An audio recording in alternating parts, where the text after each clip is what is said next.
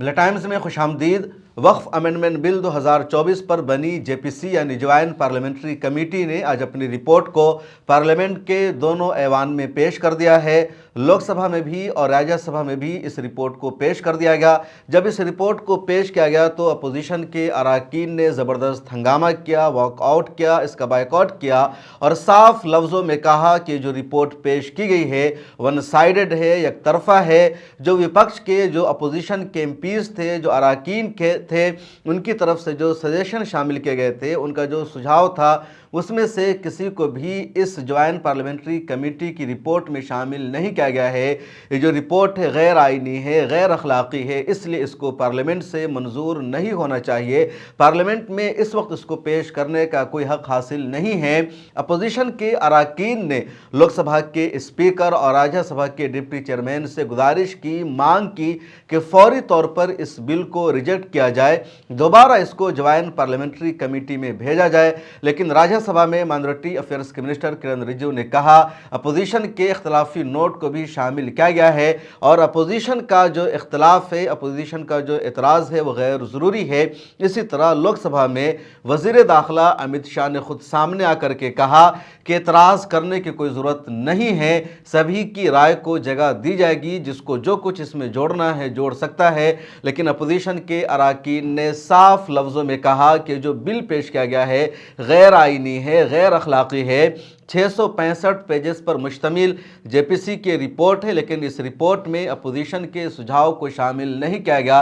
पिछली रिपोर्ट में मैंने आपको बताया था कि 8 अगस्त साल 2024 में बीजेपी ने पार्लियामेंट में एक बिल पेश किया, एक बिल को इंट्रोड्यूस कराया जिसका नाम था वक्फ अमेंडमेंट बिल। और वक्फ की जो प्रॉपर्टी है या जिसका ताल्लुक़ मुसलमानों की मस्जिदों से है, कब्रिस्तान से है, मदारिस से है, यतीम खानों से है और मुसलमानों के फलाह बहबूद में इस प्रॉपर्टी का एक बहुत अहम किरदार होता है। उसको हड़पने के लिए, उसमें खुर्द-बुर्द करने के लिए, मुसलमानों को उससे फ़ायदा उठाने से महरूम करने के लिए सरकार ने एक बिल को पेश किया। उस बिल की जो अहम दफ़ात थी, उस बिल की जो बहुत अहम चीज़ें थी, उन सब को सीधे से बदलने की कोशिश की गई। डीएम को बहुत ज़्यादा पावर दिया गया, वक्फ बाय यूज़र को चेंज कर दिया गया, बहुत सारी शर्तें लगा दी गई, वक्फ की प्रॉपर्टीज़ को मांगा गया और पुरानी औकाफ की जो जायदाद है, जो प्रॉपर्टीज़ है, उस पर कब्ज़ा करने की पूरी प्लानिंग की गई इस बिल के ज़रिए, इस अमेंडमेंट के ज़रिए। चुनांचे तमाम मुसलमानों ने, तमाम तंजीमों ने, अपोजिशन ने इस बिल की मुखालफत की। खुद एनडीए में शामिल जनता दल यूनाइटेड और टीडीपी ने बीजेपी का इस बिल में साथ नहीं दिया और इन लोगों ने भी बीजेपी का साथ देने से इनकार किया। मजबूरी में बीजेपी को इस बिल को ज्वाइंट पार्लियामेंट्री कमेटी में भेजना पड़ा और ज्वाइंट पार्लियामेंट्री कमेटी बनाई गई 31 एमपीज़ पर मुश्तमिल, जिसमें 21 एमपी लोकसभा से लिए गए और 10 एमपी राज्यसभा से लिए गए। इसके अलावा अपोजिशन के 10 एमपीज़ को इसमें शामिल किया गया, बकिया एमपीज़ को बीजेपी और एनडीए से रखा गया और मेजोरिटी यहाँ भी बीजेपी की थी। जब ज्वाइंट पार्लियामेंट्री कमेटी ने अपनी फाइनल रिपोर्ट को सबमिट किया और फैसला किया किस रिपोर्ट को रखना है, किस सजेशन को रखना है, किसको नहीं रखना है, तो वहाँ भी वोटिंग से फैसला किया गया और बीजेपी के एमपीज़ की तादाद ज़्यादा थी, तो इस वजह से बीजेपी के एमपीज़ की तरफ से जो सजेशन आए थे उसको ही रखा गया। अपोजिशन के अरकान की तरफ से जो सजेशन आया था उसको उसमें शामिल नहीं रखा गया। अपोजिशन के नुमाया अरकान जो इस कमेटी का हिस्सा थे उसमें बड़ा नाम है बैरिस्टर असदुद्दीन ओवैसी का, रामपुर से एमपी मौलाना मुहिबुल्लाह नदवी का, आम आदमी पार्टी के एमपी संजय सिंह का, सहारनपुर से कांग्रेस के एमपी इमरान मसूद का, इसके अलावा और भी कई बड़े नाम हैं। लेकिन इन लोगों के सजेशन को, मशवरे को नज़रअंदाज किया गया।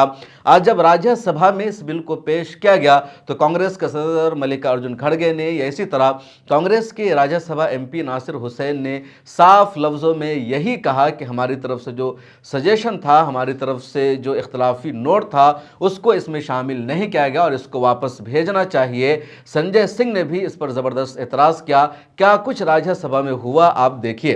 फिर इसको लोग प्रोटेस्ट करेंगे तो मैं नड्डा साहब से विनती करता हूँ, अनकॉन्स्टिट्यूशनल है, इसीलिए जेपीसी को फिर से आप भेजिए और इसको आप प्लेस करने के लिए सर आप रिफ्यूज कर सकते हैं। कितने गवर्नर बिल्स रिफ्यूज करके वापस भेजे हैं हर स्टेट में सर गवर्नर छोटे छोटे रीजन जो संबंधित नहीं है। तमिलनाडु का गवर्नर भेजता है और कर्नाटक भेजते हैं, हर जगह। इसीलिए मैं बोलता हूं आप वो डिसेंट नोट्स को डलवाइए, फिर से उसको रिपोर्ट में डालिए, तब तक ये वापस भेजिए और आप करना चाहिए। मैं आपसे विनती करता हूं। मैं जेपीसी का मेंबर हूं इस पूरी रिपोर्ट में, और सर मैं आपसे बड़ी विनम्रता पूर्वक ये बताना चाहता हूं कि हमने अपना पक्ष रखा। हमारे पक्ष से आप सहमत हो सकते हैं, असहमत हो सकते हैं, लेकिन उसको कूड़ेदान में कैसे डाल सकते हैं? सारे पूरे सर एक मिनट सर, आप मेंबर्स को तो बोलने दीजिए। विविधता में एकता भारत की विशेषता है सर। अलग अलग धर्म के लोगों को अपनी धार्मिक मान्यताओं के हिसाब से पूजा अर्चना उपासना करने की छूट है। आज आप वक्फ की संपत्तियों को कब्जा कर रहे हैं, कल गुरुद्वारा की करेंगे, फिर मंदिर की करेंगे, फिर चर्च की करेंगे। In JPC, non-stakeholders were called, minutes of meetings were not given, responses of witnesses were not provided, presentations were not provided, discussion among JPC members were not done, key issues like conflict of laws and Supreme Court judges were not dealt with, and key witnesses were not called. Rajya Sabha के बाद जगदम्बिका पाल जो JPC के chairman थे, उन्होंने इस bill को लोकसभा में भी पेश किया, लेकिन जैसे ही लोकसभा में ज्वाइंट पार्लियामेंट्री कमेटी की रिपोर्ट को पेश किया गया, वहां भी अपोजिशन ने हंगामा किया, एतराज़ किया। और अपोजिशन के हंगामा और एतराज़ के दौरान वज़ीर दाखिला अमित शाह ने आकर क्या कुछ कहा, आप उसको भी सुनिए। माननीय अध्यक्ष जी, विपक्ष के कुछ सदस्यों ने आपत्ति जताई है कि इनके जो विमत है, डिस्प्यूट्स है, इनको पूरी तरह से नहीं रखा गया है। मैं मेरी पार्टी की ओर से आपको विनती करना चाहता हूं कि विपक्ष के जो डिस्प्यूट्स हैं, एक सिर कर आप संसदीय कार्यप्रणालिका के उपयुक्त रूप में जो जोड़ना है वो जोड़े। इसमें मेरी पार्टी को कोई आपत्ति नहीं। इन दिनों पार्लियामेंट का बजट सेशन चल रहा है और बजट सेशन 2 मरहले में होता है। तो बजट सेशन का ये पहला मरहला था। बजट सेशन पर बहुत सारी तकरीर हो चुकी है, बहस हो चुकी है, और इसी दौरान वक्फ अमेंडमेंट बिल की जेपीसी जो रिपोर्ट थी उसको भी पेश कर दिया गया है। लेकिन अभी पार्लियामेंट से ये बिल मंजूर नहीं हुआ है, इस बिल पर बहस बाकी है। लेकिन पार्लियामेंट के दोनों सेशन की कार्रवाई 10 मार्च तक के लिए मुलतवी कर दी गई है।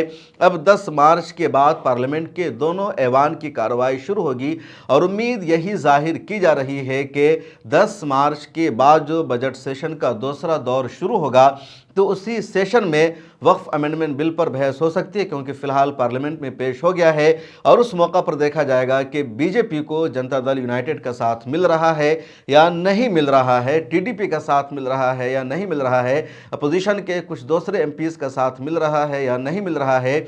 और उसी वक्त फैसला होगा कि बिल पार्लियामेंट से मंजूर हो पाएगा या नहीं हो पाएगा, क्योंकि बीजेपी के पास लोकसभा और राज्यसभा में अकेले और तने तनहा मेजोरिटी नहीं है।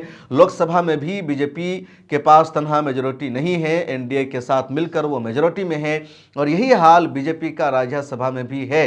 तो अब 10 मार्च तक बीजेपी कोशिश करेगी जनता दल यूनाइटेड को साथ मिलाने की, टीडीपी को साथ मिलाने की, कि उसका साथ दे। और 10 मार्च के बाद जब पार्लियामेंट का बजट इजलास का दूसरा दौर शुरू हो, तो उसमें इस बिल को बहस के बाद, गुफ्तगू के बाद मंजूर करा लिया जाए। इधर मिल्ली तंजीमों के पास भी मौका है, मुस्लिम जमातों के पास भी मौका है कि वो बातचीत करे चंद्रबाबू नायडू से, नीतीश कुमार से, या बीजेपी के नेताओं से, दूसरे एमपी से, दूसरी पार्टियों से, जो इस बिल में उनका साथ दे और ये बिल किसी भी तरह पास न हो सके।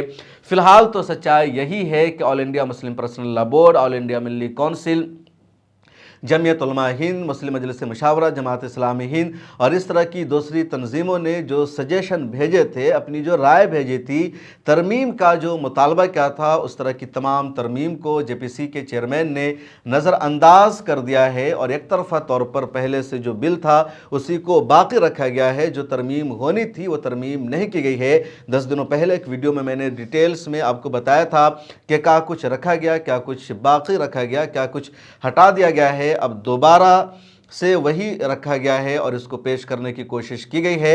All India Muslim personal law board की आज प्रेस क्लब ऑफ इंडिया में प्रेस कॉन्फ्रेंस भी हुई है और उस प्रेस कॉन्फ्रेंस में मुस्लिम पर्सनल लॉ बोर्ड ने कई बड़े ऐलान किए हैं। खासतौर पर यह भी कहा कि अगर ये बिल पार्लियामेंट से मंजूर हो जाता है तो बोर्ड की जो पॉलिसी होगी वो एक नए अंदाज की होगी। और क्या कुछ बोर्ड ने ऐलान किया है, मिरर टाइम्स की दूसरी रिपोर्ट में आप उसको देख सकते हैं।